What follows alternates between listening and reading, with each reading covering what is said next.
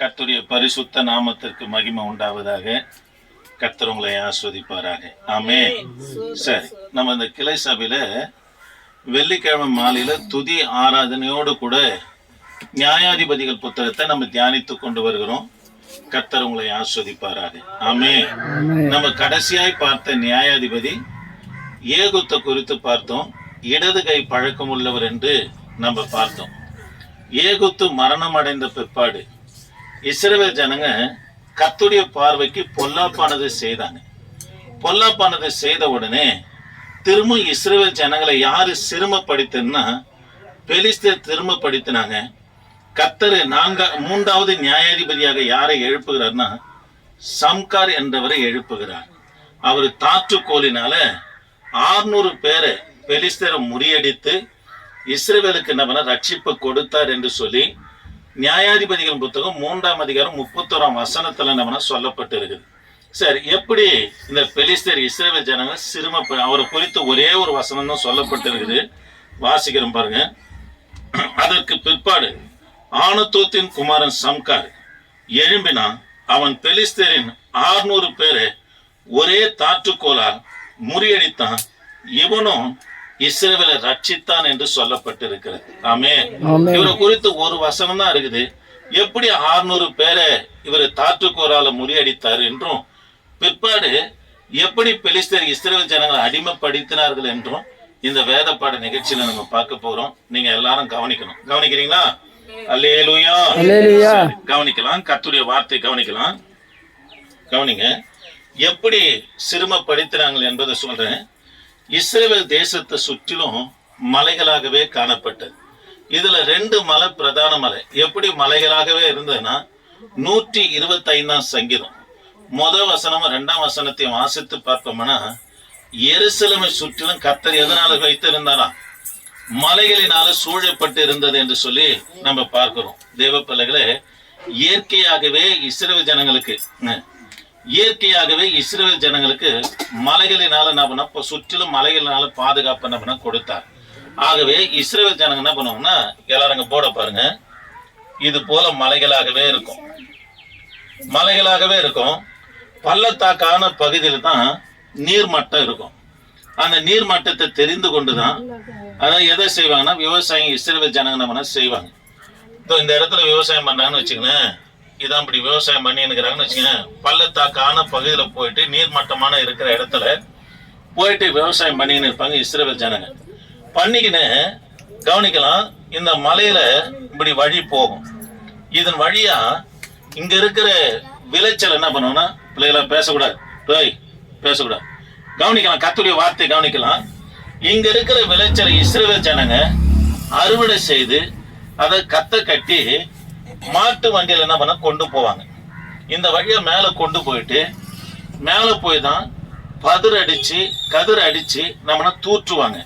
இங்க கீழே அவ்வளவு காற்று வசதி இருக்காது.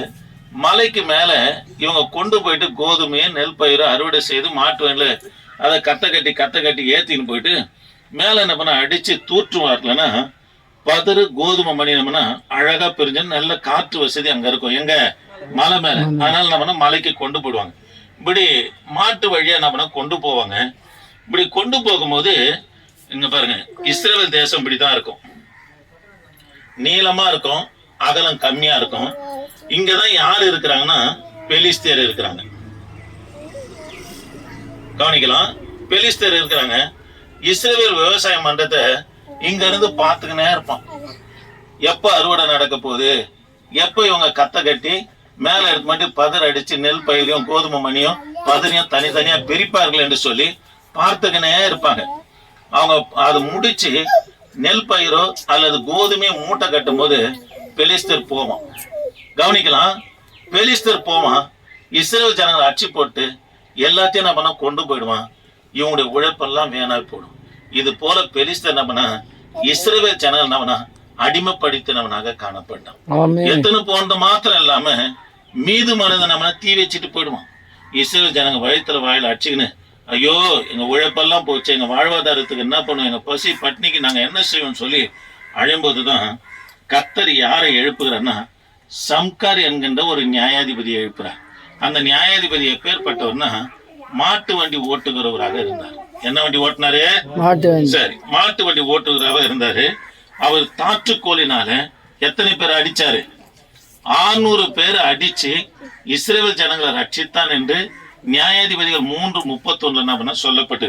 அந்த தாற்றுக்கோல் என்பது எப்படி இருக்குன்னா, நீங்க சங்கீதம் 119 சங்கீதம் 89 வசனத்துல வாசித்து போனா, எபிரேய எழுத்துக்கள் மொத்தம் எபிரேய எழுத்துக்கள் எத்தனைன்னா 22 எழுத்துக்கள். கிரேக்க எழுத்துக்கள் 24. ஆங்கில எழுத்து எத்தனை பிள்ளைங்களா சொல்லுங்க? 26 எழுத்துக்கள். ஆங்கில எழுத்து 26 தானே? சரி, இந்த எபிரேய எழுத்து 22 எழுத்துல ஒரு எழுத்துக்கு பேர் லாமேட். சொல்லுங்க, லாமேட். பாருங்க, லாமேட்னு கொடுக்கப்பட்டிருக்கும். இந்த லாமேட் என்ற எழுத்து எப்படி இருக்குன்னா இப்படி வரும், இப்படி வரும். இந்த லாமேட் என்ற எழுத்து இதுதான் லாமேட்னு வரும். இதுதான் இது இப்படிதான் தாற்றுக்கோளும் இது போலதான் இருக்கும். ஏன் இது போல இருக்குன்னா, நம்ம சாட்டியை வச்சு நம்ம மாட்டை அடிப்போம். இஸ்ரவேல் ஜனங்க அது மாதிரி மாட்டை அடிக்க மாட்டாங்க. 2 தொடைக்கு இடையில அந்த தாற்றுக்கோலை வச்சு தொடை சந்தில என்ன பண்ண இப்படி அந்த தொடை என்ன பண்ணா இது இருக்குது இல்லையா, அந்த வளைவு இந்த பகுதியில் அப்படி பண்ணி அசைத்த உடனே மாடு என்ன பண்ண மெதுவா போகிற மாடு வேகமா ஓடும்.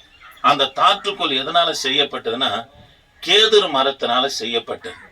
பார்த்தாரு, கர்த்தர் யாரை எழுப்புகிறாரு? சம்காரை எழுப்புகிறார்.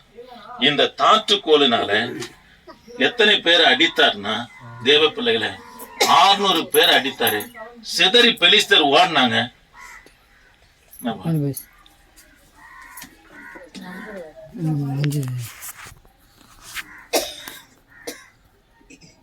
கவனிக்கலாம், 600 பேரை இந்த லாமெட் எழுத்தின் வடிவத்தில் தான் எது இருக்கும்?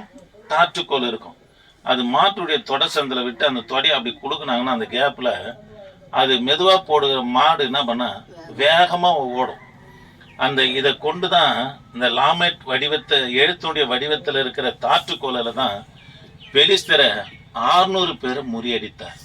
இதனால இஸ்ரவேல் என்ன பண்ணாராம்? ரட்சித்தார் என்று சொல்லிப்பார். 600 பேர் தாற்றுக்கோல ஒரே மனுஷனை கொண்டு கர்த்தர் செஞ்சதுனால பெலிஸ்தர் பயந்து ஓடினாங்க. இஸ்ரவேலை யார் ரட்சித்தாருன்னு சொன்னா இந்த சம்கார் என்ன பண்ணா ரட்சித்தார். ஆமே. பாருங்க, அதுக்கு பிற்பாடு இஸ்ரவேல்ல என்ன உண்டாயிட்டுன்னா இஸ்ரவேலை ரட்சித்தான், அதாவது இஸ்ரவேல் விடுதலையாக்கப்பட்டார்கள் என்று நம்ம சொல்லப்படுகிறது. சரி, எதுக்காக கர்த்தர் இவங்க பெலிஸ்தருடைய கையில கர்த்தர் ஒப்பு கொடுத்தாரு? சாதாரணமா கர்த்தர் ஒப்பு கொடுக்க மாட்டார். ஏன் ஒப்பு கொடுத்தாருன்னா, தேவ பிள்ளைகளே, இவங்க புறஜாதிகளோடு பழகி பழகி இஸ்ரவேல் ஜனங்க பாருங்க, புறஜாதிகளோடு பழகி பழகி இவங்க என்ன செய்தாங்கன்னா புறஜாதியுடைய மார்க்கத்தை நம்ம கற்றுக்கொண்டாங்க.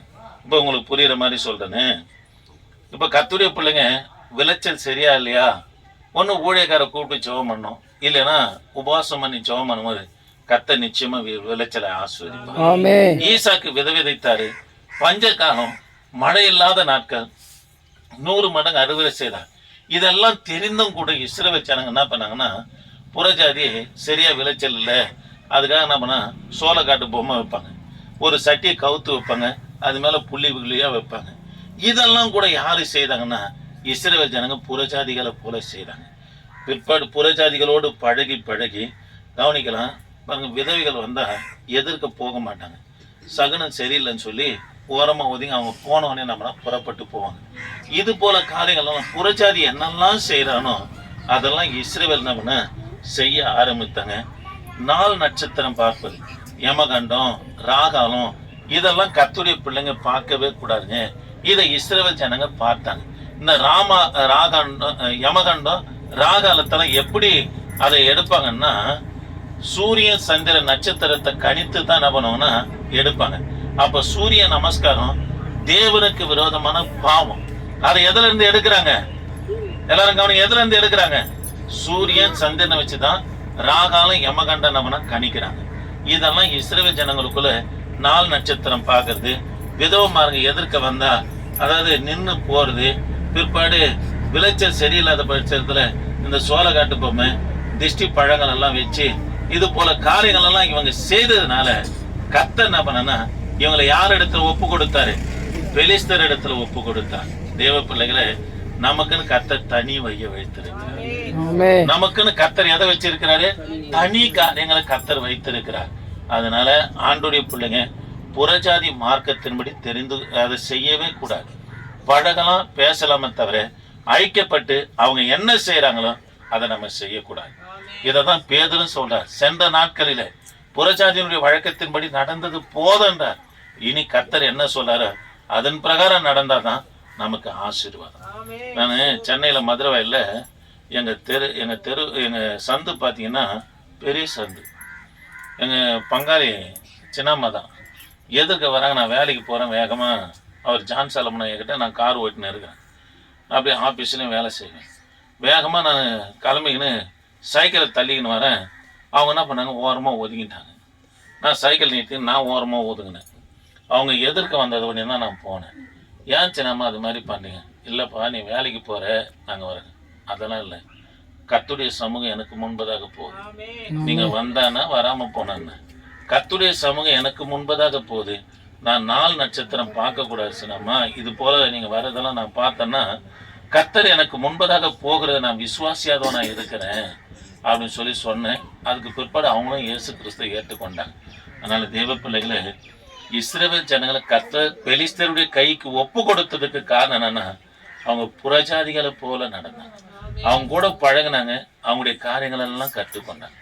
ஒரு முறை எனக்கு கிறிஸ்துவ புக்கு வரும். இதுல அந்த கிறிஸ்துவ புக்ல இயேசுவின் ரத்தம் சொல்லி இங்க பாருங்க, இயேசுவின் ரத்தம் சொல்லி லைனா எழுதிக்கின்னு வந்தேன். ஒரு பிரதர் பார்த்தா, ஒரு கிறிஸ்துவ பிரதர், எனக்கு ஆவிக்குரிய சகோதரன் இருந்தார். என்னப்பா பண்ற? ஐயா, சும்மா இருக்கிற நேரத்துல பைபிள் படிப்பேன், அப்படி இல்லாத டைம்ல இந்த இயேசுவின் ரத்தம் சொல்லி எழுதின்னு வருமையா. இது ஒன்றும் எழுதுத்தோன்னு தப்பு இல்லையா? இது புறஜாதியுடைய மார்க்கம். அவன் தான் ஸ்ரீராமஜெயன்னு எழுதுறான்னா நீ ஏன் அதை எழுதுற அப்படின்னு சொன்னான். அன்னைக்கு அதை விட்டங்க.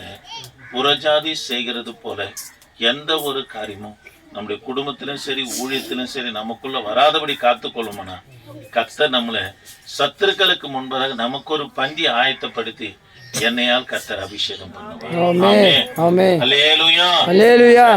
அடுத்த வெள்ளிக்கிழமை நம்ம திரும்ப யாரை குறித்து பார்க்க போறோம்னா, 4வது நியாயாதிபதியை குறித்து நம்ம பார்க்க போகிறோம்.